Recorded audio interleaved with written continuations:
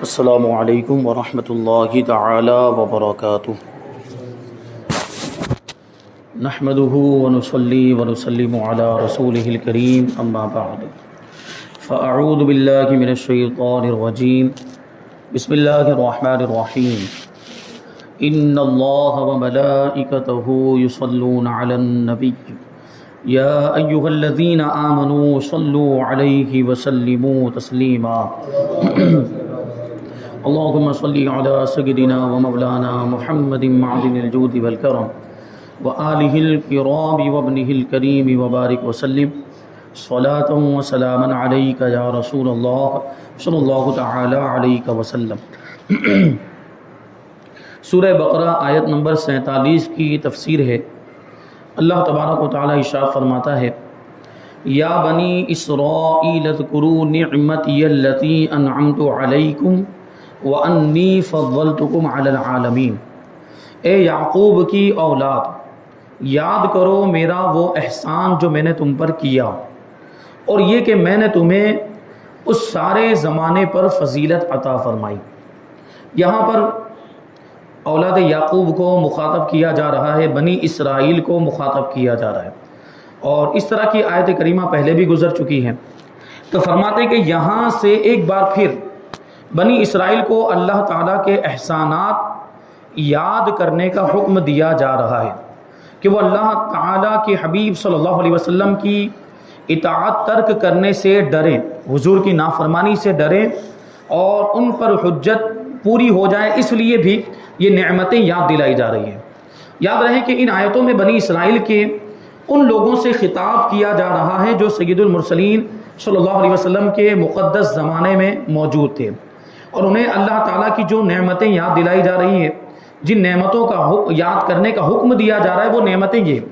اچھا، یہ جو احسانات اور یہ جو نعمتیں ہیں، حضور کے زمانے میں جو یہودی تھے یہ ان کو نہیں ملی تھی نعمتیں، یہ تو ان کے باپ دادوں کو ملی تھی، ان کے آبا و اجداد کو، لیکن چونکہ یہ بھی ان کے اپنے آبا و اجداد کے ماننے والے تھے اور اس احسان میں یہ بھی شریک ہے کہیں نہ کہیں، اور وہ نعمتیں ان کو بھی شامل ہیں، اس لیے وہ نعمتیں ان کو بھی یاد دلائی جا رہی ہے تاکہ وہ اللہ کے احسان کو یاد کریں، اللہ کی نعمتوں کو یاد کریں، اور حضور پاک صلی اللہ علیہ وسلم کے دامن سے وابستہ ہو جائیں۔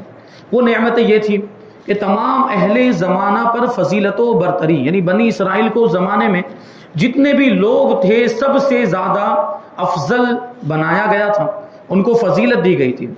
اور دوسرے نمبر پر دریا میں راستہ بن گیا، مشہور واقعہ کہ فرعون جب پیچھا کرتے ہوئے آیا تھا حضرت موسیٰ علیہ السلام اور آپ کے ماننے والے، تو حضرت موسیٰ علیہ السلام ایک طرف دریا تھا اور پیچھے فرعون کا لشکر۔ حضرت موسیٰ علیہ السلام نے اللہ کی بارگاہ میں عرض کیا اب کیا؟ تو اللہ تبارک و تعالیٰ نے حکم دیا کہ اپنے عصا کو، اپنی لاٹھی کو دریا میں مارو، راستہ بن جائے گا۔ حضرت موسیٰ علیہ السلام نے اپنا عصا جیسے ہی دریا میں مارا تو وہ جو دریا تھا وہ پھٹ گیا اور اس میں راستہ بن گیا، اور پانی ایسا محسوس ہوتا تھا کہ دو دیواروں کی شکل میں اگل بگل کھڑا ہوا ہے، اور حضرت موسیٰ علیہ السلام اور آپ کے ماننے والے وہ بیچ میں جو راستہ بن گیا تھا اس سے گزر گئے، دریا کو پار کر لیا۔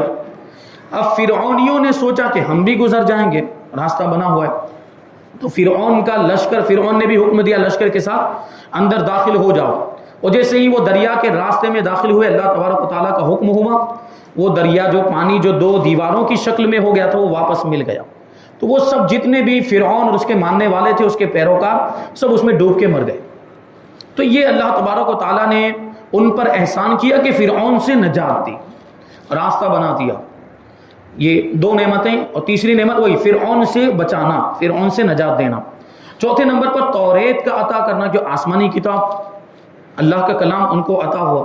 پانچویں نمبر پر بچھڑے کی پوجا پر معافی مل جانا، اس کا پورا تفصیلی واقعہ ابھی آگے آئے گا کہ حضرت موسیٰ علیہ السلام جب کوہ طور پر تشریف لے گئے تو حضرت ہارون علیہ السلام کو اپنا خلیفہ اور اپنا نائب بنا کر گئے تھے، تو اسی زمانے میں اس سامری جادوگر نے ایک بچڑا بنا لیا تھا، اور وہ جادو کا کرشمہ تھا، یا جو ہے کہ اس کی بناوٹ ہی ایسی تھی کہ اس میں سے آواز نکلتی تھی، یا جو کہ ایک روایت میں یہ بھی آیا کہ اس نے وہ سامری جادوگر نے حضرت جبریل علیہ السلام کے گھوڑے کے قدموں کی دھول کہیں سے حاصل کر لی تھی، اور اس دھول کو اس میں شامل کر لیا تو اس کی وجہ سے اس میں زندگی پیدا ہو گئی تھی. مختلف روایتیں ہیں, تو کون سی روایت صحیح ہے کون سی روایت, وہ انشاءاللہ اس کا بیان آگے آئے گا. بہرحال اس میں سے آواز نکلتی تھی, تو اس نے سامری جادوگر نے لوگوں کے سامنے یہی ظاہر کہ یہ تمہارا معبود ہے, اس کی پوجا کرو. اور وہ سارے زیورات وغیرہ ملا کے وہ سونے سے بنایا تھا. اب بنی اسرائیل نے اس کی پوجا کرنا شروع کر دیا, بچڑے کی پوجا کرنے لگ گئے, بچڑے کی عبادت کرنے لگ گئے. اب ظاہر سی بات یہ شرک ہے, اللہ کے علاوہ کسی کو پوجنا یہ شرک ہے, بہت بڑا جرم تھا. لیکن اس کے باوجود حضرت موسیٰ علیہ السلام واپس آئے اور ان کو یہ سب کام کرتے ہوئے دیکھا, بچڑے کی پوجا کرتے ہوئے دیکھا, تو ان کو سرزنش فرمائی اور ان کو کہا کہ تم نے بہت غلط کام کیا. بہرحال پھر وہ توبہ وغیرہ کے معاملات ہوئے اور توبہ کی صورت بھی بیان کی کہ توبہ کیسے ہوگی, انشاءاللہ اس کی بھی تفصیل آگے آئے گی. لیکن اللہ تبارک و تعالیٰ نے ان کی توبہ کو قبول فرمایا اور اتنا بڑا جرم بھی معاف فرما دیا, شرک والا جرم بھی معاف فرما دیا. تو یہ یقیناً احسان ہے. اور چھٹے نمبر پر ایک گروہ کا مرنے کے بعد زندہ کیا جانا. ایک گروہ ایسا تھا جو حضرت موسیٰ علیہ السلام اپنے ساتھ ایک گروہ کو, چند مخصوص لوگوں کو لے کر کوہ طور پر گئے تھے, اور وہاں پر انہوں نے مطالبہ کیا تھا کہ ہم آپ پر ایمان نہیں لائیں گے جب تک کہ اللہ تبارک و تعالیٰ کو کھلم کھلا نہیں دیکھ لیتے, ظاہری نگاہوں سے نہیں دیکھ لیتے. ان پر عذاب نازل ہوا اور سب کے سب ہلاک ہو گئے تھے. حضرت موسیٰ علیہ السلام اب یہ فکر لاحق ہوئی کہ میں یہاں سے واپس جاؤں گا تو لوگ مجھ پر الزام لگائیں گے کہ آپ وہ چند لوگوں کو لے کر گئے تھے, وہ کہاں گئے, وہ مر گئے, آپ نے مار دیا ان کو, اس طرح کی باتیں ہوں گی. اس لیے حضرت موسیٰ علیہ السلام نے اللہ کی بارگاہ میں دعا کی, تو جو لوگ مر گئے تھے وہ دوبارہ زندہ ہو گئے. اس کا بھی تفصیلی واقعہ انشاءاللہ آگے آئے گا. تو یہ بھی احسان تھا. بادلوں سے سایہ ملنا, یہ میدان تیہ میں جب بنی اسرائیل پہنچے مصر سے نکل کر میدان تیہ میں, تو وہاں بے آب و گیا میدان, یعنی وہاں کوئی گھاس نہیں, کوئی درخت نہیں, پانی نہیں, وہ بالکل سوکھا میدان اور کوئی سایہ بھی نہیں, اور گرمی کا موسم. تو اس وقت ایسی گرمی تھی, تو ان لوگ نے بنی اسرائیل نے حضرت موسیٰ علیہ السلام کی بارگاہ میں عرض کیا کہ گرمی سے ہمیں نجات مل جائے. تو اللہ تبارک و تعالیٰ نے بادل بھیجا اور بادل کے ذریعے سے وہ میدان تیہ میں ان کے لیے سائے کا انتظام فرمایا. تو یہ بھی بہت بڑا احسان ہے. اور 8ویں نمبر پر منہ و سلوہ کا نازل ہونا. منہ و سلوہ میں نے اس سے پہلے بھی عرض کیا تھا کہ سلوہ تو ایک پرندہ, یہ دریائی پرندہ ہوتا تھا جو ان کے پاس خود بخود آ کے گر جاتا تھا, اس کو بھون کے یہ لوگ کھا لیتے تھے, فری میں ملتا تھا. اسی طریقے سے یہ من جو ہے وہ آسمان سے, وہ شبنم جیسے اوس جو ہوتی ہے وہ آسمان سے جیسے نازل ہوتی, جیسے یہ نازل ہوتا, اور درختوں کے پتھروں پر, درختوں کے پتوں پر, پتھروں پر اور شاخیں وغیرہ پر وہ جم جاتا تھا, شبنم کی طرح جم جاتا تھا. وہ سفید رنگ کا ہوتا, اس کا جو ذائقہ ہوتا تھا وہ گھی اور شہد ملا لیا جائے تو اس طرح کا وہ ذائقہ ہوتا تھا. تو وہ پتوں پر سے, شاخوں پر اور پتھروں پر سے اس کو اپنے اپنے حصے کے مطابق لے لیتے تھے اور اپنے تھیلوں میں, اپنے برتنوں میں وہ جمع کر لیتے تھے. تو یہ بنی اسرائیل کو نعمت ملی تھی, یہ کھانا ان کو فری میں ملتا تھا. سوچے, لیکن اس کے باوجود انہوں نے ناشکری کی تو منہ و سلوہ کا سلسلہ یہ موقوف ہو گیا, بند ہو گیا. کیونکہ دیکھیں انہوں نے کیا کہا تھا, حضرت موسیٰ علیہ السلام کی بارگاہ میں عرض کیا تھا کہ ہم ایک کھانے پر صبر نہیں کر سکیں گے, آپ اللہ سے دعا کیجئے کہ ہمیں ککڑی بھی مل جائے, ہمیں پیاز بھی مل جائے, ہمیں یہ بھی مل جائے, یہ سبزی بھی مل جائے, وہ بھی مل جائے. انہوں نے یہ مطالبہ, جبکہ فری میں مل رہا, لیکن انسان کی فطرت وہ ایک کھانا زیادہ ٹائم تک کھائے تو اگتا جاتا ہے. ہم اپنے آپ کو دیکھیں کہ گھر میں بھی اگر 2-3 دن تک ایک ہی چیز بن جائے تو چلانے لگ جاتے ہیں کہ یہ کیا روزانہ ایک ہی چیز بنتی ہے. ہوتا ہے کہ نہیں ہوتا؟ اس سے پہلے بھی عرض کر چکا ہوں کہ وہ معاملات ہوتے ہیں ذائقے کے اور ٹیسٹ کے, وہ ٹیسٹ بدلنا چاہیے, اس طرح کے معاملات. تو انہوں نے یہی چیز دیکھیے, اگر انہوں نے صبر کر لیا ہوتا اور وہی کھانا کھا رہے ہوتے منہ و سلوہ, تو فری میں ہمیں محنت بھی نہیں کرنی پڑتی اور اس کے لیے مال بھی خرچ نہیں کرنا پڑتا, روپیہ پیسہ بھی خرچ نہیں کرنا پڑتا, کھاتے رہتے. لیکن انہوں نے ناشکری کی ہو تو منہ و سلوہ کا سلسلہ موقوف. تو بہرحال یہ بہت بڑا احسان تھا. پانی کے 12 چشمے جاری ہو جانا. حضرت موسیٰ علیہ السلام نے وہ ایک پتھر پہ اپنی لاٹھی ماری تو اس سے 12 چشمے جاری ہو گئے. اب وہ ان بنی اسرائیل جو تھے حضرت موسیٰ علیہ السلام کے ماننے والے, ان کے اندر 12 قبیلے تھے, 12 خاندان, بڑے بڑے خاندان تھے. تو 12 چشمے نکلنے میں بھی ایک حکمت یہ تھی کہ ہر ایک چشمہ ایک خاندان والوں کا, تو وہ ہر ایک خاندان والے نے اپنے لیے ایک چشمہ مقرر کر, یہ ہمارا, یہ ہمارا, یہ ہمارا. اس طریقے سے وہ اس سے پانی حاصل کرنے لگ گئے. تو یہ بھی انتظام ہوا, یہ بھی اللہ تعالیٰ کا احسان. نمبر 10, زمینی اناج عطا کیا جانا وغیرہ. یعنی وہ منہ و سلوہ جب موقوف ہوا تو زمین سے سب چیزیں اگنے لگ گئی, نباتات اگی, پودے اگے اور یہ ساری چیزیں ان کو ملی. یہ تمام نعمتیں ان کے آبا و اجداد یعنی ان کے باپ دادوں کو عطا کی گئی تھی. کیونکہ ظاہر سی بات حضور کے زمانے میں جو یہودی تھے ان کو یہ نعمتیں نہیں ملی, یہ ان کے آبا و اجداد کی بات جو حضرت موسیٰ علیہ السلام کے دور میں تھے. اور حضرت موسیٰ علیہ السلام اور حضور کے درمیان ہزاروں سال کا فاصلہ ہے, لیکن یہ ماننے والے تو انہی کے تھے. اور چونکہ جو نعمت فرماتے ہیں، جو نعمت آبا و اجداد کو ملی ہو، یعنی باپ دادا کو ملی ہو، وہ ان کی اولاد کے حق میں بھی نعمت ہوتی ہے۔ تو اس لیے ان سے فرمایا جا رہا ہے کہ اے یعقوب کی اولاد، میرا وہ احسان یاد کرو جو میں نے تم پر کیا، اور میرے حبیب صلی اللہ علیہ وسلم کی پیروی کر کے اور ان کے دین میں داخل ہو کر میری ان نعمتوں کا شکر ادا کرو۔ یعنی نعمت ملی، اللہ نے احسان کیا، تو اب جس کو نعمت ملی اس پر کیا لازم ہے کہ وہ اس نعمت کا شکر ادا کرے۔ تو شکر ادا کرنے کا طریقہ بھی اس میں بتایا جا رہا ہے کہ شکر ادا کرنے کا طریقہ یہ ہے کہ میرے حبیب پر ایمان لے آؤ، ان کے دامن سے وابستہ ہو جاؤ، دین اسلام کو اپنا لو۔ بنی اسرائیل کی نعمتوں کو سامنے رکھ کر امت محمدیہ پر ہونے والے انعامات کو شمار کریں تو ہم سمجھ سکتے ہیں کہ شکر گزاری کا تقاضا ہم سے کس قدر مطلوب ہے۔ یعنی آپ سوچیں، یہ یہاں تو بھی 10 احسانات بنی اسرائیل کے شمار کیے گئے، جو بنی اسرائیل پر 10 احسانات 10 کیے گئے تھے، خاص طور پر یہ نعمتیں ان کو ملی تھی۔ ہم اپنے آپ پر غور کریں، امت محمدیہ یعنی ہم، حضور پاک صلی اللہ علیہ وسلم کی امت، ہم خود اپنے آپ پر غور کریں کہ اللہ نے ہم پر کتنے احسانات کیے۔ یقیناً بنی اسرائیل سے تو کئی زیادہ ہم پر احسانات ہیں، بے شمار احسانات۔ وہ سب سے بڑا احسان تو یہ ہے کہ ہمیں حضور کی امت میں پیدا کیا، اس سے بڑا کوئی احسان ہو سکتا ہے؟ تو سوچے، جب بنی اسرائیل سے نعمتیں ملنے پر شکر گزاری کا مطالبہ ہو رہا ہے تو ہمیں تو ان سے کئی زیادہ نعمتیں ملی ہے، تو ہمیں اپنے رب کا کتنا شکر ادا کرنا چاہیے۔ میں نے یہ بات پہلے بھی عرض کی تھی کہ صرف یہ نعمت حضور کی امت میں پیدا ہو جانا، یہی ایک نعمت ایسی ہے کہ اگر پوری زندگی بھی ہم سجدے میں سر رکھ کر گزار دیں پھر بھی اس نعمت کا شکریہ ادا نہیں ہو سکتا۔ یہ اتنی بڑی نعمت، کیونکہ اسی کی وجہ سے، حضور کے دامن سے وابستہ ہو جانے کی وجہ سے، ابھی آگے بیان کریں گے، حضور کے دامن سے وابستہ ہو جانے کی وجہ سے اللہ تبارک و تعالیٰ نے ہمیں کتنا بڑا مرتبہ عطا فرما دیا کہ ہم سب ساری کائنات کے اندر سب سے بہتر لوگ ہو گئے، سب سے بہتر امت میں ہمیں شامل فرما دیا۔ اب دوسری امتوں کے مقابلے میں ہمارا مرتبہ سب سے بڑا ہو گیا، یہ حضور کے قدموں کی بس، ورنہ ہمارے اندر کچھ نہیں، ہم تو گنہگار ہیں، ہماری کیا اوقات، ہماری کیا حیثیت ہے، یہ حضور کے قدموں کی برکت کہ حضور، اللہ کا احسان کہ حضور کی امت میں ہمیں شامل کیا، حضور کی امت میں ہمیں پیدا کیا، تو ہمارا اتنا بڑا مرتبہ ہو گیا۔ تو کائنات میں سب سے بڑا مرتبہ، سب سے بہترین لوگ ہم ہیں، اور ہمیں اپنی ذمہ داری کو سمجھنا چاہیے۔ اور میدان قیامت میں بھی آپ دیکھیں، میدان محشر میں بھی حضور پاک صلی اللہ علیہ وسلم سب سے پہلے شفاعت کا دروازہ کھولیں گے، اور سب سے پہلے جنت میں کسی کی امت داخل ہوگی، وہ ہمارے آقا کی امت یعنی ہم لوگ ہوں گے۔ کتنا بڑا مرتبہ ملا ہے، ہم اپنے آپ کو پہچانے کہ ہم کون ہیں، ہم بھول گئے ہیں کہ ہم کون ہیں۔ امت محمدیہ یعنی ہم خود اپنے مرتبے کو سمجھنے کی کوشش کریں تو ہمیں اپنی ذمہ داری کا احساس ہوگا کہ ہمارا اتنا بڑا مرتبہ ہے، تو پھر ہمیں کرنا کیا چاہیے۔ ہمیں حضور کے دامن سے وابستگی ملی ہے، ہم حضور کی امت میں پیدا ہوئے، تو ہمیں اس کی قدر کرنی چاہیے۔ اتنا بہترین دین اور اتنا بہترین مذہب اسلام ہمیں ملا ہے تو ہمیں اس پر عمل کرنا چاہیے۔ جبکہ ہمارے بھائیوں کے معاملات یہ ہے کہ اسلام سے دور ہوتے ہوئے نظر آ رہے ہیں، غفلت کے شکار ہو گئے، اللہ کی یاد سے غافل، عبادتوں سے غافل، نمازوں سے غافل، اور دین کے احکام پر، شریعت پر عمل بالکل بھی نہیں۔ بہت سے ایسے لوگ اللہ ماشاءاللہ جو عمل کرتے ہیں، جو نمازی ہیں، اللہ تبارک و تعالیٰ ان کو مزید توفیق عطا فرمائے۔ تو یہ چیز ہے کہ ہمیں اتنا پیارا مذہب ملا پھر بھی ہم عمل نہیں کر رہے، اور اس کے مقابلے میں ہم دیکھیں تو بہت ساری ایسی چیزیں ہیں جو غیروں کی ہمارے اندر آ گئی، خاص طور پر رسم و رواج اور شادی وغیرہ کے موقع پر، غیروں کے، ہندوؤں کے، غیر مسلموں کے رسم و رواج۔ اور پھر ہوتا کیا ہے، غیر مسلموں کے تہوار منا رہے ہیں، ان کے تہوار منا رہے ہیں، سیلیبریٹ کر رہے ہیں۔ تو کیا ہمارے اسلام میں کچھ کمی ہے کہ ہمیں غیر مسلموں کے طریقے اپنانے پڑ رہے ہیں؟ کیا ہمارے اسلام میں کوئی کمی ہے کہ ہمیں ان کے تہوار اپنانے پڑ رہے ہیں، ان کے تہوار منانے پڑ رہے ہیں؟ جبکہ اسلام ان کا تہوار منانے کی اجازت ہی نہیں دیتا۔ غیر مسلموں کے تہوار اور غیر مسلموں کی مذہبی رسومات ہرگز اجازت نہیں ہے ان کو اپنانے کی اور ان پر عمل کرنے کی۔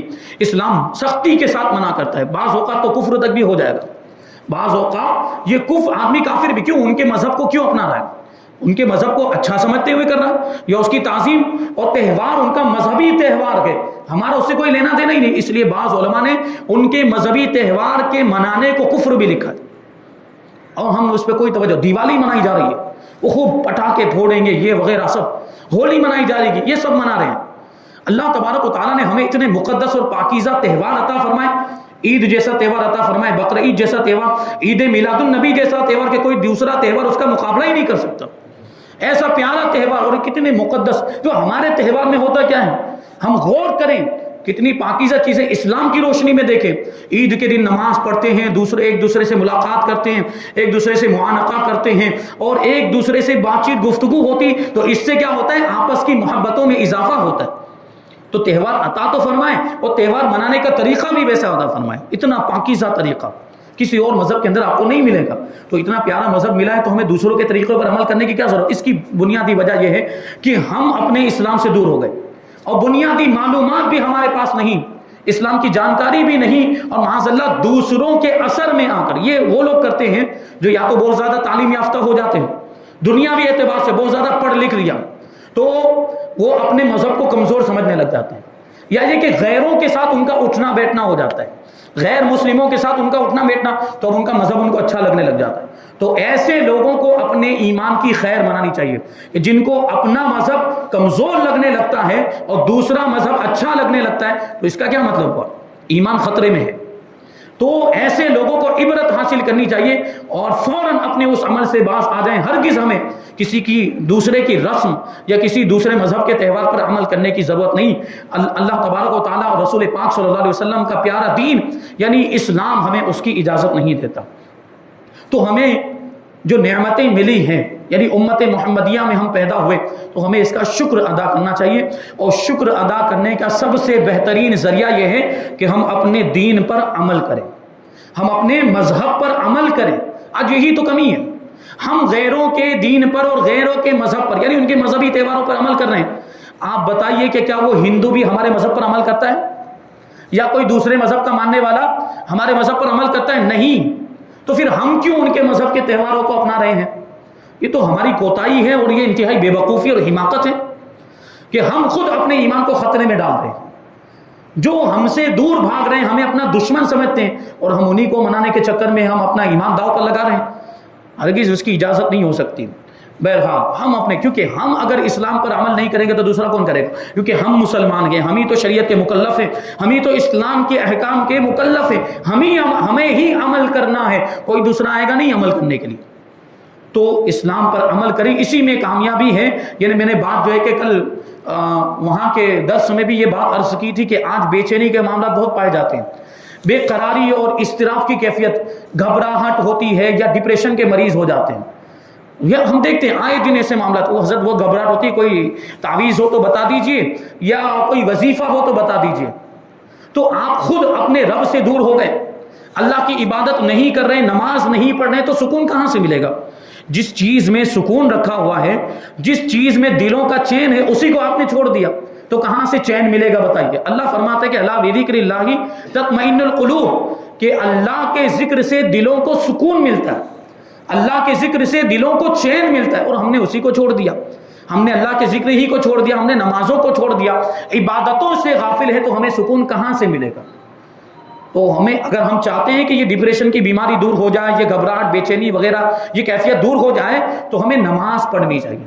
نماز، دل سے نماز پڑھ کر دیکھیں، دل سے ایک مرتبہ اچھی طریقے سے، جیسے وضو ہونا چاہیے اس طرح، جو وضو کا صحیح طریقہ اس طرح وضو کر کے، زیادہ نہیں، صرف 2 رکعت دل سے پڑھ کے دیکھیں پورے خشوع و خضوع کے ساتھ، کہ اس پوری نماز کے اندر آپ کے ذہن میں یہی تصور ہو کہ میں اپنے رب کی عبادت کر رہا ہوں اور میرا رب مجھے دیکھ رہا ہے۔ اس تصور کے ساتھ آپ نماز پڑھیں گے، اس کے بعد پھر آپ اپنی کیفیت کو دیکھنا کہ کیسا سکون ملتا ہے اور کیسا اطمینان ملتا ہے۔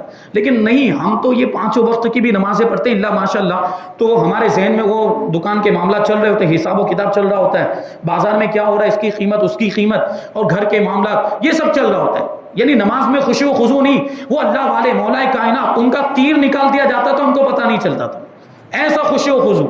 حضرت علی مرتضیٰ رضی اللہ تعالیٰ کو تیر لگا تھا، یہ یہاں پنڈلی پر، وہ پنڈلی جو سخت جگہ ہوتی ہے، اب لوگ نکالنے کی کوشش کر رہے ہیں تیر، تو بہت زیادہ تکلیف ہو رہی تھی، تو لوگوں نے آپس میں مشورہ کیا کہ کیا کریں، یہ تو نکال نہیں پا رہے ہیں۔